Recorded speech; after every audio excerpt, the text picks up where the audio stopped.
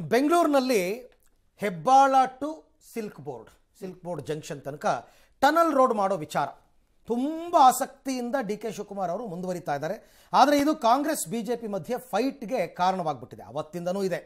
Tunnel road ಪ್ರಶ್ನಿಸಿ ಹೈಕೋರ್ಟ್ಗೆ ಅರ್ಜಿ ಸಲ್ಲಿಸಿರೋದನ್ನು ಸಂಸದ ತೇಜಸ್ವಿ ಸೂರ್ಯ ಸಮರ್ಥನೆ ಮಾಡಿಕೊಂಡಿದ್ದಾರೆ. ಬೆಂಗಳೂರು ಅಭಿವೃದ್ಧಿಗೆ ಮಾರಕ ಆಗಿರುವ ಟನಲ್ ಬಗ್ಗೆ ಚರ್ಚೆಗೆ ಡಿಕೆಶಿ ಬಳಿ ಅವಕಾಶ ಕೇಳಿದ್ದೀನಿ. ಅರ್ಧ ಗಂಟೆ ಸಮಯ ಕೊಟ್ಟರೆ ಟನಲ್ ಯೋಜನೆ ಯಾಕೆ ಬೇಡ, ಇದರಿಂದ ಏನು ಸಮಸ್ಯೆ ಆಗುತ್ತೆ ಅನ್ನೋದನ್ನು ಡಿಸಿಎಂ ಡಿ ಕೆ ಶಿವಕುಮಾರ್ ಅವರಿಗೆ ವಿವರಿಸ್ತೀನಿ ಅಂತ ಹೇಳಿದ್ದಾರೆ.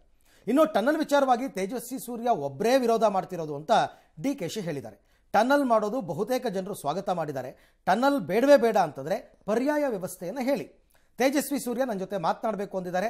ಭೇಟಿಗೆ ಸಮಯ ಕೊಟ್ಟಿದ್ದೀನಿ, ಸಲಹೆ ಕೊಡಲಿ, ಕೇಂದ್ರದಿಂದ ಅನುದಾನನೂ ತಂದುಕೊಡ್ಲಿ ಅಂತ ತೇಜಸ್ವಿ ಸೂರ್ಯ ಟಾಂಗ್ ಕೊಟ್ಟಿದ್ದಾರೆ. ಡಿ ಕೆ ಶಿವಕುಮಾರ್ ಸಾಹೇಬ್ರಲ್ಲಿ ಕಚೇರಿಗೆ ಕೂಡ ನಾನು ಮಾತನಾಡಿದ್ದೀನಿ. ನಾನು ಅವ್ರ ಹತ್ರ 30 ನಿಮಿಷ ಸಮಯ ಕೇಳಿದ್ದೀನಿ. ಈ ಟನಲ್ ರೋಡ್ ಪ್ರಾಜೆಕ್ಟ್ ಯಾಕೆ ಬೆಂಗಳೂರಿಗೆ ಒಳ್ಳೇದಲ್ಲ ಅನ್ನೋದನ್ನ ಮನವರಿಕೆ ಮಾಡಿಕೊಡುವಂತ ತಿಳಿಸುವಂತ ಪ್ರಯತ್ನ ಮಾಡ್ತೀವಿ. ಉತ್ತರ ಬೆಂಗಳೂರಿನಲ್ಲಿ ಸ್ಯಾಂಕಿ ಟ್ಯಾಂಕ್ ಹೊಡೆದಾಕತ್ತೆ, ದಕ್ಷಿಣ ಬೆಂಗಳೂರಿನಲ್ಲಿ ಲಾಲ್ಬಾಗ್ ಮುಗ್ಸಾಕತ್ತೆ. ಈ ರೀತಿ ಇರುವಂತ ಪ್ರಾಜೆಕ್ಟ್ ಸರಿಯಲ್ಲ ಅಂತ ನಾವು ಮಾಡ್ತೀವಿ ಅಂತ ಜಿದ್ದಿಗೆ ಬೀಳೋದು ಕೂಡ ಅಷ್ಟೇ ತಪ್ಪು. ಹೈಕೋರ್ಟ್ ನಲ್ಲಿ ಇದೇ ವಿಚಾರಗಳನ್ನ ಮುಂದಿಟ್ಕೊಂಡು ಪ್ರಶ್ನೆ ಮಾಡಿದೀವಿ. ನಾನೇ ಅವರ ವಕೀಲನಾಗಿ ಹೈಕೋರ್ಟ್ ನಲ್ಲಿ ಅಪಿಯರ್ ಆಗ್ತಾ ಇದ್ದೀನಿ. ನೋಡಿ, ಟನಲ್ ಬಗ್ಗೆ no point of time should not stop ಅಂತ ಹೇಳ್ತಾರೆ. ತೇಜಸ್ ಸೂರ್ಯ ಒಬ್ಬರೇ ಅದಕ್ಕೆ ವಿರೋಧ ಮಾಡ್ತಿದ್ರು, ಬೇರೆ ಯಾರು ವಿರೋಧ ಮಾಡ್ತಾರೆ. ಅವರು ಏನೋ ನನ್ನ ಹತ್ರ ಮಾತಾಡಬೇಕು ಅಂತ ಹೇಳಿದ್ದಾರೆ. ಅವರು ನಾನು ಟೈಮ್ ಕೊಟ್ಟಿದ್ದೆ. ನಾನು ಕ್ರಿಟಿಸೈಸ್ ಮಾಡೋದು ಮುಖ್ಯ ಅಲ್ಲ, ಮಾಡಲಿ. At same time they should be A solution. ಬೇಡವೇ ಬೇಡ ಅಂತ ಅಂದರೆ ಏನು ಮಾಡಬೇಕು ಅಂತ ಆಲ್ಟರ್ನೇಟಿವ್ ತಿಳಿಸ್ಬೇಕು. ಜನರ ವಿರೋಧ ಇಲ್ವೇ ಇಲ್ಲ ಅಂತಲ್ಲ, ಜನರ ಅಭಿಪ್ರಾಯನೇ ಕೇಳಿಲ್ಲ.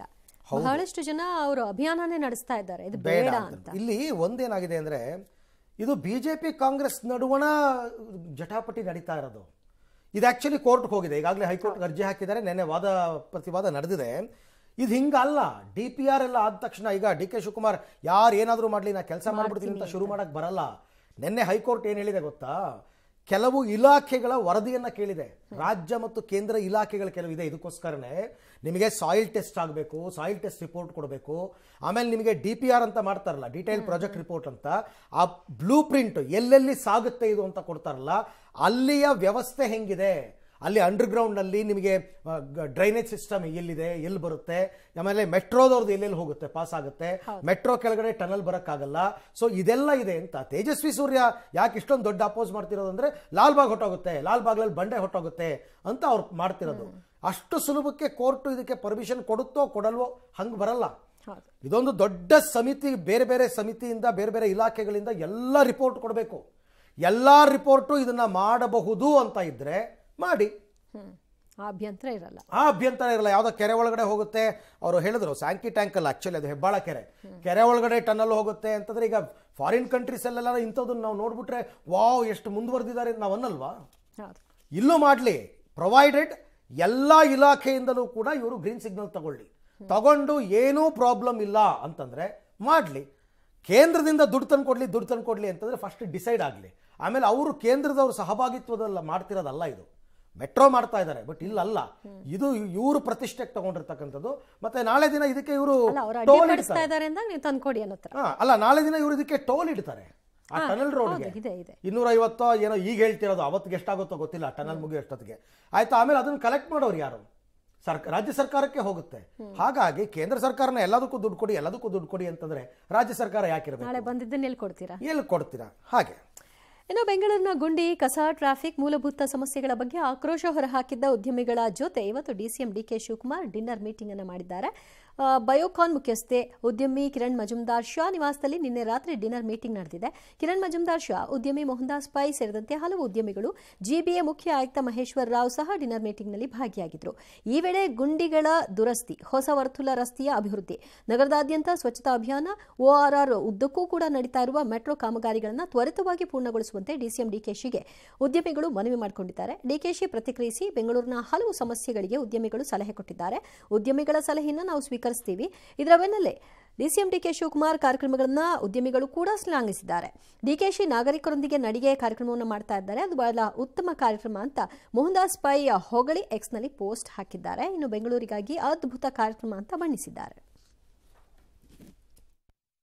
I met Mohandas Pai, Kiran Mazumdar, ಇನ್ನು ಯಾರು ಕೆಲವೆಲ್ಲ ಹತ್ರ ಮಾತಾಡಿದ್ದೀನಿ. ಅವರು ಕೆಲವು ಸಜೆಷನ್ ಕೊಟ್ಟಿದ್ದಾರೆ. ಸರ್ಕಾರ ಮಾಡ್ಬೇಕಾದ್ರೆ ಬ್ಯೂರೋಕ್ರೇಸಿಲಿ ಬಹಳ ಕಾನೂನು ಚೌಕಟ್ಟುಗಳಿದೆ. ಬೆಂಗಳೂರು ನಾಗರಿಕರವರು tax payers, we have to respect them, but I am telling them don't hurt. Suggestion ಕೊಡಿ ಅಂತ.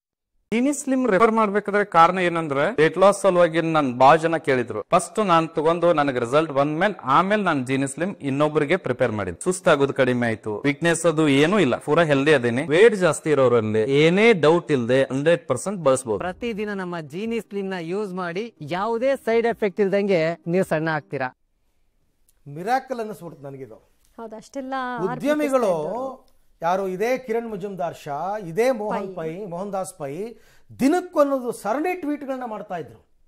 ಯಾವುದು ಕಸದ ಬಗ್ಗೆ, ಗುಂಡಿ ಬಗ್ಗೆ.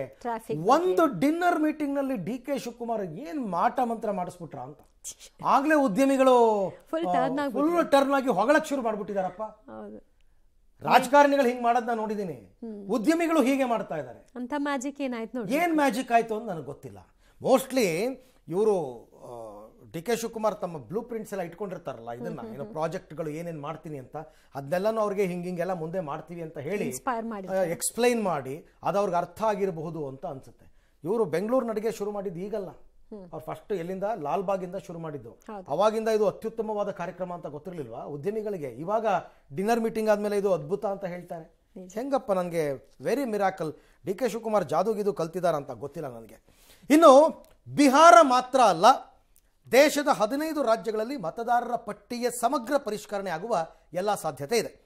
ಬಿಹಾರ SIRನಿಂದ ಉತ್ತೇಜಿತವಾಗಿರುವ ಕೇಂದ್ರ ಚುನಾವಣಾ ಆಯೋಗ ಈಗ 15 ರಾಜ್ಯಗಳಲ್ಲಿ ಪರಿಷ್ಕರಣೆಗೆ ಮುಂದಾಗಿದ್ದಾರೆ. ಈ ಬಗ್ಗೆ ಕೇಂದ್ರ ಚುನಾವಣಾ ಆಯೋಗ ನಾಳೆ ಮಧ್ಯಾಹ್ನ 4:15ಕ್ಕೆ ಮಹತ್ವದ ಸುದ್ದಿಗೋಷ್ಠಿ ಕರೆದಿದೆ. ಮೂಲಗಳ ಪ್ರಕಾರ ಪಶ್ಚಿಮ ಬಂಗಾಳ, ತಮಿಳುನಾಡು, ಕೇರಳ, ಅಸ್ಸಾಂ ಸೇರಿದಂತೆ 10-15 ರಾಜ್ಯಗಳಲ್ಲಿ ಮತಪಟ್ಟಿ ಪರಿಷ್ಕರಣೆ ಆಗಲಿದೆ ಅಂತ ತಿಳಿದು ಬಂದಿದೆ. ಒಂದೊಮ್ಮೆ 15 ರಾಜ್ಯಗಳಲ್ಲಿ ವೋಟರ್ ಲಿಸ್ಟ್ ಪರಿಷ್ಕರಣೆ ಆದಲ್ಲಿ ಚುನಾವಣೆ ಪ್ರಕ್ರಿಯೆಯಲ್ಲಿ ಇದೊಂದು ಮಹತ್ವದ ಐತಿಹಾಸಿಕ ಕಾರ್ಯವಾಗುತ್ತೆ. ಇಲ್ಲ ಇದು ಕರೆಕ್ಟ್, ಇದು ಮಾಡ್ತಾ ಇರೋದು. ಇನ್ನು ಎಷ್ಟು ದಿನ ಅಂತ ಹಳೆ ವೋಟರ್ ಲಿಸ್ಟ್ ಇಟ್ಕೊಂಡು ಕೂತಿದ್ದೀರಾ? ಎಷ್ಟೋ ಜನ ಸತ್ತೋಗಿದ್ದಾರೆ, ಎಷ್ಟೋ ಜನ 18 ವರ್ಷ ಆಗಿದ್ದಾರೆ, ಎಷ್ಟೋ ಜನ 2 ವೋಟರ್ ಲಿಸ್ಟ್ ಇಟ್ಕೊಂಡಿದ್ದಾರೆ, ಊರಲ್ಲೊಂದು ಬೆಂಗಳೂರಲ್ಲೊಂದು, ಹೀಗೆಲ್ಲ ಇದೆ. ನೀವು ಪರಿಷ್ಕರಣೆ ಮಾಡಬೇಕು. ಫಿಲ್ಟರ್ ಆಗ್ಲಿಲ್ಲ ಅಂದ್ರೆ ಹೇಗೆ? ಫಿಲ್ಟರ್ ಆಗ್ಲೇಬೇಕು, ಪರಿಷ್ಕರಣೆ ಆಗ್ಲೇಬೇಕು. ಬಿಹಾರದ ಯಾಕೆ ಆರಂಭದಲ್ಲಿ ತಗೊಂಡು ಅಂದ್ರೆ ಇಮಿಡಿಯೇಟ್ ಆಗಿ ಎಲೆಕ್ಷನ್ ಇತ್ತು, ಹಾಗಾಗಿ ಬೇಗ ಮಾಡಿ ಮುಗಿಸಿದ್ರು. ಈಗ ನೆಕ್ಸ್ಟ್ ಇನ್ನು 7 ತಿಂಗಳು ತಮಿಳುನಾಡು ಎಲೆಕ್ಷನ್ ಬರುತ್ತೆ, ಮಾಡಬೇಕು ಪರಿಷ್ಕರಣೆ ಮಾಡಬೇಕು. ಮತ್ತೆ ಇದಕ್ಕೆ ವಿರೋಧ ಪಕ್ಷದವರು ಆರೋಪ ಮಾಡ್ತಾ ಇದ್ದಕ್ಕೆಲ್ಲ ಉತ್ತರ ಕೊಡಬೇಕು. ಅವ್ರ ಕೆಲಸ ಮಾಡ್ತಾರೆ ಅದನ್ನ. ಇನ್ನು ಬಿಹಾರ ಚುನಾವಣೆಯಲ್ಲಿ ಅಧಿಕಾರಕ್ಕೆ ಇರೋದಕ್ಕೆ ಇಂಡಿ ಕೂಟ ಭರವಸೆಗಳ ಮಹಾಪೂರವನ್ನೇ ಹರಿಸ್ತಾ ಇದೆ. ನನಗ್ಯಾಕೋ ಇದು ತೀರಾ ವಿಕೋಪಕ್ಕೆ ವಿಪರೀತಕ್ಕೆ ಹೋಗ್ತಿದೆ ಅಂತ ಅನ್ನಿಸ್ತಾ ಇದೆಪ್ಪ.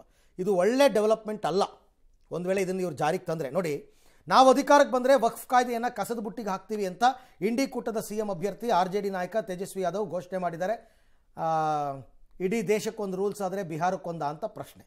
ಅಲ್ಲದೆ ಪಂಚಾಯತ್ ರಾಜ್ ವ್ಯವಸ್ಥೆಗಳ ಪ್ರತಿನಿಧಿಗಳ ಭತ್ಯೆಯನ್ನು ದ್ವಿಗುಣಗೊಳಿಸ್ತೀವಿ, ಅವ್ರಿಗೆ 50 ಲಕ್ಷ ವಿಮಾ ರಕ್ಷಣೆ ಮತ್ತು ಪಿಂಚಣಿ ಸಹ ಕೊಡ್ತೀವಿ ಅಂತ RJD ನಾಯಕ ತೇಜಸ್ವಿ ಯಾದವ್ ಘೋಷಣೆ ಮಾಡಿದ್ದಾರೆ. ಅಲ್ಲದೆ ರಾಜ್ಯದಲ್ಲಿ ಸಾರ್ವಜನಿಕ ವಿತರಣಾ ವ್ಯವಸ್ಥೆ, ವಿತರಕರಿಗೆ ಪ್ರತಿ ಕ್ವಿಂಟಲ್ಗೆ ಲಾಭಾಂಶವನ್ನು ಗಣನೀಯವಾಗಿ ಹೆಚ್ಚಿಸ್ತೀವಿ. ಇದಲ್ಲದೆ ಕ್ಷೌರಿಕರು, ಕುಂಬಾರಿಕೆ ವ್ಯವಹಾರದಲ್ಲಿ ತೊಡಗಿರುವವರು ಮತ್ತು ಬಡಗಿಗಳಿಗೆ ನಾವು 5 ಲಕ್ಷ ರೂಪಾಯಿ ಬಡ್ಡಿ ರಹಿತ ಸಾಲವನ್ನು ಕೊಡ್ತೀವಿ ಅಂತ ಭರವಸೆಯನ್ನು ಕೊಟ್ಟಿದ್ದಾರೆ. ವೆರಿ ವೆರಿ ಡೇಂಜರಸ್ ಮೂವ್ಮೆಂಟ್ ಇವೆಲ್ಲ. ನಂಬ್ಕೊಂಡು ದೇಶನ ಹಾಳು ಮಾಡೋದಕ್ಕೆ ಜನ ಕೂಡ ಎಲ್ಲಕ್ಕೆ ತಂದು ನಿಲ್ಲಿಸ್ತಾರೆ ಇವರು. ರಾಜ್ಯನ ದೇಶನ ಅಂತಾನೆ ನಂಗೆ ಗೊತ್ತಾಗ್ತಿಲ್ಲ. ಕೊಟ್ರೆ ನಿಮಗೆ ಕರ್ನಾಟಕವೇ ಮಾದರಿ ಅನ್ನೋದೇ ಆದರೆ ಕರ್ನಾಟಕದ ಇವತ್ತಿನ ಸ್ಥಿತಿಯನ್ನು ನೋಡಿಕೊಂಡು ನೀವು ಅದನ್ನು ಮಾದರಿಯಾಗಿ ತಗೊಳ್ಳಿ. ಆಗ್ತಾ ಇಲ್ಲ. ಇವರು ಗ್ಯಾರಂಟಿ ಕೊಟ್ಟಿದ್ವಿ ಅಂತ ಇದ್ದಾರೆ, ನಿಜವಾಗ್ಲೂ ನಿಭಾಯಿಸಕ್ಕಾಗ್ತಿಲ್ಲ. ಎಲ್ಲೆಲ್ಲಿ ಕಂಡು ಕಡೆ ದುಡ್ಡನ್ನು ಎತ್ತದಕ್ಕೆ ನೋಡ್ತಾ ಇದ್ದಾರೆ. ಆ ಪರಿಸ್ಥಿತಿ ಬರುತ್ತೆ. ನೀವು 2 ರೂಪಾಯಿನ ಆಸೆಗೆ 10 ರೂಪಾಯಿ ಕಳ್ಕೋಬೇಕಾಗುತ್ತೆ. ಅದರ ಅರಿವು ಇರಬೇಕಾಗುತ್ತೆ. ಬೆಲೆ ಏರಿಕೆ ರಾಜ್ಯದಲ್ಲಿ ಎಷ್ಟಾಯ್ತು 2.5 ವರ್ಷದಲ್ಲಿ, ಅರ್ಥ ಮಾಡ್ಕೊಳ್ಳಿ ಇದನ್ನ. ಸೊ ಹಾಗಾಗಿ ಯಾಮಾರಬಾರ್ದು ಭರವಸೆಗಳಿಗೆ ಅಂತ ನನಗನ್ಸುತ್ತಪ್ಪ. ಇನ್ನು 5 ವರ್ಷಗಳ ನಂತರ ಚೀನಾ ಭಾರತ ನಡುವೆ ನೇರ ವಿಮಾನ ಸೇವೆಗಳು ಆರಂಭವಾಗ್ತಾ ಇದೆ. ಕೋಲ್ಕತ್ತಾ ಗುವಾಂಗ್ಝೌ ನಡುವಿನ ಇಂಡಿಗೋ ವಿಮಾನ ಇಂದು ರಾತ್ರಿ 10 ಗಂಟೆಗೆ ಟೇಕ್ ಆಫ್ ಆಗಲಿದೆ. ಶಾಂಘೈನಿಂದ ನವದೆಹಲಿಗೆ ವಿಮಾನಗಳು ನವೆಂಬರ್ 9ರಿಂದ ಪುನಾರಂಭಗೊಳ್ಳಲಿದೆ. ವಾರಕ್ಕೆ 3 ದಿನ ಈ ವಿಮಾನ ಸಂಚಾರವನ್ನು ಬೆಳೆಸುತ್ತೆ. ಏತನ್ಮಧ್ಯೆ ಇಂಡಿಗೋ ದೆಹಲಿಯಿಂದ ಗುರುಗಾಂವ್ಝೌಗೆ ವಿಮಾನ ನವೆಂಬರ್ 10ರಿಂದ ಪ್ರಾರಂಭವಾಗಲಿದೆ. 2020ರಲ್ಲಿ ಕೋವಿಡ್ ಸಾಂಕ್ರಾಮಿಕ ರೋಗದಿಂದಾಗಿ 2 ಕಡೆ ನಡುವಿನ ವಿಮಾನಗಳ ಸೇವೆಗಳನ್ನು ಸ್ಥಗಿತಗೊಳಿಸಲಾಗಿತ್ತು. ಪೂರ್ವ ಲಡಾಖ್ನಲ್ಲಿ 4 ವರ್ಷಗಳಿಗೂ ಹೆಚ್ಚು ಕಾಲ ನಡೆದ ಗಡಿ ಸಂಘರ್ಷ ಸಂಘರ್ಷದ ಹಿನ್ನೆಲೆಯಲ್ಲಿ ಅವುಗಳನ್ನು ಪುನಾರಂಭ ಮಾಡಲಾಗಿರಲಿಲ್ಲ. ವಿಮಾನ ಸಂಚಾರ ಎರಡೂ ದೇಶಗಳ ನಡುವಿನ ದ್ವಿಪಕ್ಷೀಯ ಸಂಬಂಧದ ಸಂಕೇತವಾಗಿದೆ. ರೈಟ್, ಗುಡ್ ಡೆವಲಪ್ಮೆಂಟ್ ಅಂತ ಅನ್ಸುತ್ತೆ. ಯಾರು ಚೀನಾಗೆ ಡೈರೆಕ್ಟಾಗಿ ಮೊದಲೆಲ್ಲ ಹಾಂಗ್ಕಾಂಗು ಅಥವಾ ಬ್ಯಾಂಕಾಕ್ ಹೋಗ್ಬಿಟ್ಟು ಅಲ್ಲಿಂದ ಚೀನಾಗೆ ಹೋಗ್ತಾ ಇದ್ರು. ಡೈರೆಕ್ಟ್ ಫ್ಲೈಟು ಕೆಲವ್ರಿಗೆ ಉಪಯೋಗ ಆಗುತ್ತೆ ಅನ್ಸುತ್ತೆ. ಗುಡ್ ಡೆವಲಪ್ಮೆಂಟ್ ಅಂತ ಅನ್ಸುತ್ತೆ. ನೋಡಿ.